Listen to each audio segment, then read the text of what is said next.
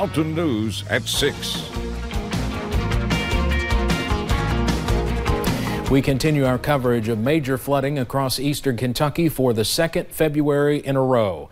Magoffin County was one of the hardest hit areas this time, and we are getting our first look at the damage it left behind. WYMT's Will Puckett joins us now live. Will? Steve, it has been a hectic 24 hours here in Magoffin County. Rain flooded businesses, churches, roadways, and health facilities, sending first responders scrambling. Now, we stopped by the middle school earlier today because inside patients are currently set up in the gym after their nursing home was flooded. Across the county, bridges are washed out, mudslides have entire hollows trapped, and officials keep receiving calls of people simply needing help. A state of emergency is in place across the county, opening up money for a region swamped by loads and loads of rain. But as the sun rose this morning and shined light on what Mother Nature has left behind, spirits across Magoffin County remain strong. There seems to be good spirits. A lot of folks are frustrated. I can see why with all this rain. That's frustrating enough. But then to be looking at me across the creek and they can't get out at all. And I mean, I got one place, I got 4 households sitting literally 25 feet across a 10-foot deep creek, and they can't get out. And until the water gets down, they can't even wade across it. But I spoke to several, and they know we're out there, they know we're trying. Now, schools across Magoffin County are not in session on Monday as a result of all the flooding across the county and, well, one of their gyms being used as a makeshift nursing home. Now, Lauren Miner talked with people living here in Magoffin County and said they're all basically saying the same thing. She continues our team coverage tonight. This is by far the worst I've ever seen it out here. It seems to be the same reaction from many. It just looked like a lake. Adam Minnix is the owner of S&M ATV Repair Sales and Service. Probably about right here was the depth of it, and even as people drove by and splashed, it would even raise up to this point here. Minnix says the water damaged most of his equipment and several ATVs. It's a lot of cleanup, and yeah, it's just a mess. And now here, the wind's factoring in, and that's not helping us on the cleanup. Just something you're never prepared for. Pastors of There Is Hope Ministries, Douglas and Angela Slusher, walked in this morning to find their church flooded. Yeah, it's worse than what we expected. Water destroyed their flooring as well as a few of their pews. So I guess we're just going to tear carpet up and try to clean and start all over again somehow.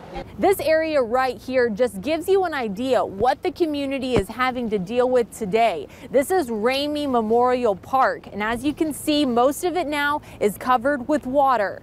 Unreal amount of rain in a short period of time. Ground saturated heavily. Didn't take any time for it to get out of control. Emergency Management Director Robert Prater says today they are dealing with washed out bridges, blocked roadways, and people unable to leave their homes. This is the largest I've ever seen, and it's affected so many people, and it's just trying to get back on our feet. And with some help, the people in this community are ready to rebuild. We just have to help each other and pray that God will send us help and to help each other to get everything taken care of. In Magoffin County, Lauren Miner, WKYT.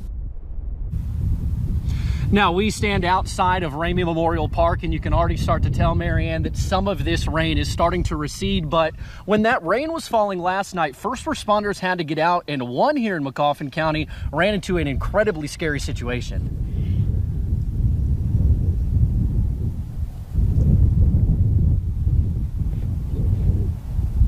And this is got to show just going on a medical call to assist the ambulance because they couldn't get through the water. And you never know.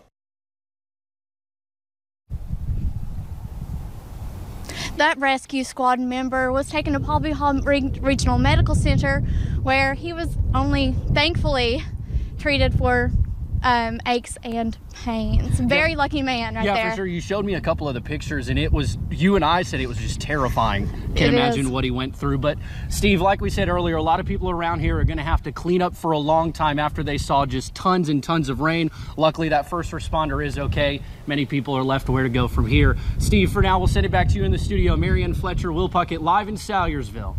All right, from a very windy Salyersville, it sounds like, and I'm sure the temperatures are dropping out there too. Thank you both very much for your coverage today. Well, Wolfe County is in a state of emergency after those storms rolled through last night. Roads were washed out, and Wolfe County EMS Director Marcus Stevens says fortunately no cars were on this roadway when it partially collapsed. Officials asked everyone to give them a call if you have any flood damage.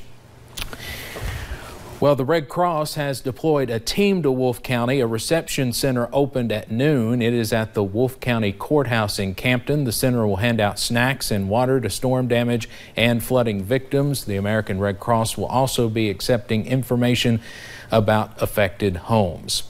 A large mudslide shut down US 23's northbound lane in Floyd County. Trees and some mud had to be cleared from the road early this morning, but it's not what has already fallen that has crews worried. It's what is still looming above. WYMT's Connor James is live along US 23 with more on that. Connor? Steve, when crews got here this morning, clearing the road was pretty quick work, but when they traced the slide back up the mountain and what they found up there, now that's the reason they shut down this lane of US 23. Massive boulders. From what the guys have told me that have been up there, they're about the size of a pickup truck. Slowly being carried downhill by the mud. And there's one very close to the edge that we're watching. Take a look at this video of the slide given to us by crews with the transportation cabinet who were up top overlooking the slide. You can see the sheer size of debris that hasn't slid yet. We're going to try to get the rocks down. That's our first issue. If this slide near the Ivel community sounds familiar, that's because it is. A couple years back, a massive slide happened only 100 or so feet from here. But the issue this time, it's even steeper. Similar to what we did 2 years ago, we're going to put all the traffic in the south side, and the traffic will be going down to 2 lanes. As crews work around the clock to stop the falling debris. Our guys are out there, they're monitoring this slide, they're in the middle of traffic. If you please just slow down to 45, just like the signs say. They're urging caution as crews will be constantly in and out of traffic. Now, Steve, that's just one of the most important messages crews have. Just slow down if you're passing through this area. As for how long it's going to be like this, you know, when that slide happened a couple years back, it was like that for 3 months. We're just hoping that it'll clear, and hopefully it'll be quicker than that. I'm in Floyd County. Connor James, WYMT Mountain News. All right, Connor, thank you. Johnson County and the city of Paintsville both declared a state of emergency late last night. Roads all across that county are covered with water. Officials say crews have been working nonstop for the past 24 hours trying to get them cleared. Well, what I've learned, this being my first term, is that we have excellent organization in this county, from the fiscal court office to emergency management to volunteer fire departments to police, utilities. We have great organizations in place that are prepared to address these situations. Well, another area we've been keeping a close eye on for the past week is Confluence in Leslie County. It floods there when water is released from Buckhorn Lake.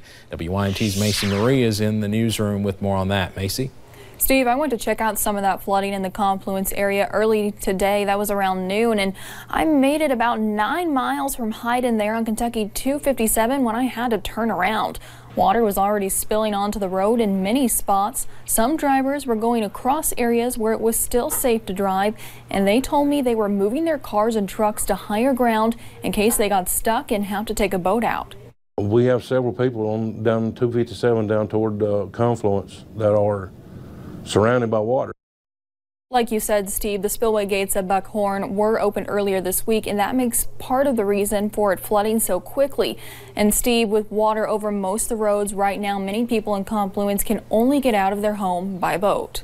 Yeah, tough situation for them for sure, as always, during flooding like this. Macy, thank you very much. Today, we learned the names of 2 men killed yesterday when a car crashed into a Leslie County creek. Officials say the driver, Kenny Hensley, went into a creek off Stidham Drive in the Wolf Creek community. His friend, David Stidham, lived nearby and jumped in to help them. Those dangerous conditions took both their lives. The Leslie County Sheriff says they do not know what caused Hensley to crash into the creek. A record-breaking February. Right now, Lake Cumberland is the highest it's ever been, sitting at more than 754 feet. That's more than 30 feet higher than the usual summer pool. The lake can hold a tremendous amount of water, and now because of all the rain, it's nearly full, and that's the reason for the increased outflow. At the rate it's flowing now, officials say it's going to be completely fill the river channel downstream, and there are already a few spots below the dam in Russell County we saw today that are cut off because of the extra water. So based off the increased outflows they're going to have up here Wolf Creek, we're going to see higher elevations along the entire stem of the Cumberland.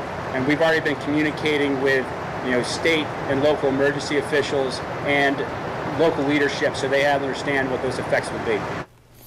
Now, we did some fact-checking on the Wolf Creek Dam. Construction on that dam finished in 1951.